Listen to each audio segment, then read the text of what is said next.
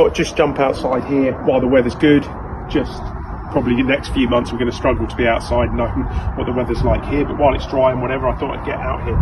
This is just a really quick sort of explanation, I would call it, of what I see a lot of problems. Most people that we teach, and I stand in the academy all day, every day watching it, most people I watch tend to be, if that's not most, tend to be too far behind, and then they're trying to route that club back onto line.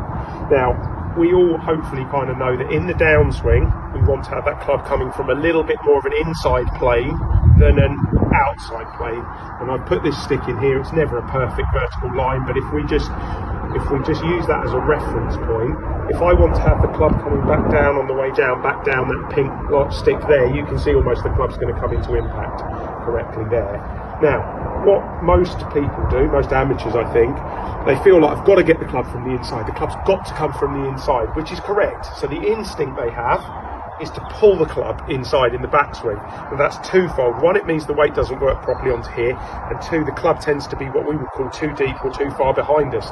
Now, for me to get back to that pink line, I've now got to move myself and the club back.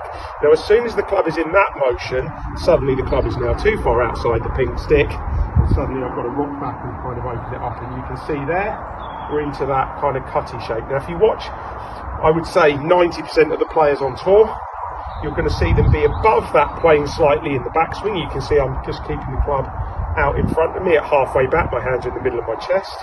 As I swing up to the top here, I've now got room, because the pink stick is here, for my hands and club to come into that point, and now my body can rotate and square the club face up. If I've got it in here, as you can see, I've got to come this way. We don't necessarily want a huge drop inside, but if you think all sports that we do well at, uppercut in boxing, free kick in football, obviously Forrest, Chris Wood would be great with a free kick, but anything tennis, topspin lob powerfully, table tennis, topspin lob as well, comes from an inside path to a kind of an away path to give us power. Anything this way is cutty. It has its place in tennis and table tennis, but it's not a powerful way of moving it. So I hope that kind of makes sense.